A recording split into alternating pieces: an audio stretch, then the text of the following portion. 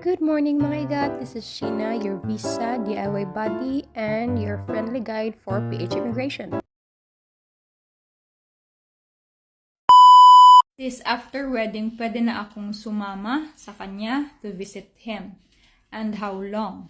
No, it's not that easy. Again, hindi kesyo you're married, hindi kesyo you're holding a marriage certificate, hindi kesyo kasal na kayo, hindi kesyo you have your wedding ring, you have your engagement ring, or okay, nagpakasal kayo, or what if fiancé pa, madali na bang makaalis sa bansa, madali na bang makabisita? It's not. If gagamitin mo visit visa, tapos pupunta ka sa asawa mo, some embassies, they will gonna deny you. And they will insist that you will gonna get spouse visa or fiancé visa instead.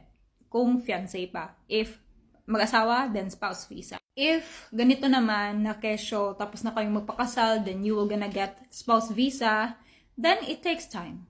Hindi po ganyan kadali. Yan, kesyo may ipapakita ka ng marriage certificate, pwede ka nang umalis agad, bibigyan ka na agad ng stamp. No, it's not. They will gonna check either totoo yung relasyon nyo, they will gonna check kung matagal na kayo magkarelasyon, they will gonna check if ilang beses na kayo nakita, they will gonna check if gaano kaseryoso yung relasyon yung dalawa. They will gonna check if you just married for comfort or for settlement. Kasi you just want to stay there abroad. You don't really love your partner. They will gonna check through everything. They will also gonna check if your partner can afford to finance you or to sponsor your entire stay. Kasi ayaw nila na may mga immigrants na umaasa sa government. They don't want that. I don't know which country yung pupuntahan mo, but if mga countries where there are refugees also, magiging stricto sila.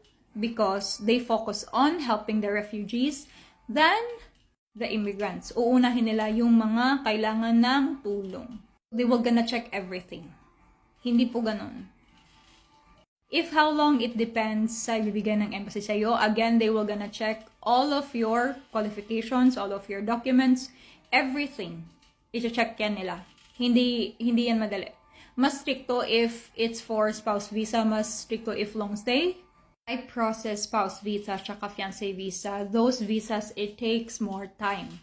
Iba nga, taon yung inaantay. So, yun. Hindi siya ganun kadali. It's not.